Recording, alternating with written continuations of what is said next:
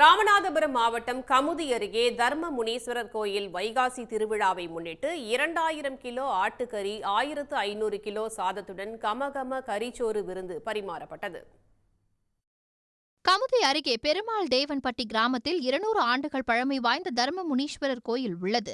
இங்கு ஆண்டுதோறும் வைகாசி திருவிழா கோலாகலமாக நடைபெறுவது வழக்கம். அதன்படி இந்த ஆண்டு வைகாசி திருவிழாவை முன்னிட்டு பக்தர்கள் வேண்டுதலாக அளித்த 103 ஆட்டுக்கிடாய்கள் பலியிடப்பட்டன. சுமார் 2000 கிலோ ஆட்டுக்கறி 1500 கிலோ அரிசி சாதத்துடன் 11 அண்டாக்களில் கமகம என கரிசோறு சமைக்கப்பட்டது. சிறப்பு பூஜைக்கு பின்னர் சுற்றுவட்டார கிராமங்களில் இருந்து திருவிழாவுக்கு வருகை தந்த பக்தர்களுக்கு கறி விருந்து பரிமாறப்பட்டது.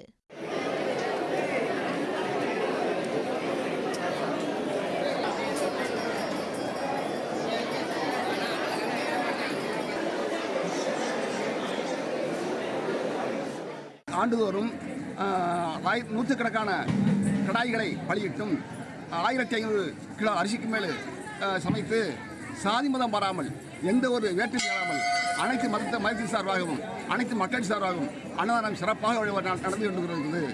காலை 9 மணி முதல் மாலை 6 மணி வரை நடைபெற்ற அன்னதானத்தில் கமுதி மற்றும் சுற்று வட்டாரத்தை சேர்ந்த 10,000க்கும் மேற்பட்டோர் கரிசோறு விருந்து உண்டு மகிழ்ந்தனர். உடனுக்குடன் செய்திகளை தெரிந்து கொள்ள சன் நியூஸ் பெல் ஐகானை கிளிக் பண்ணுங்க.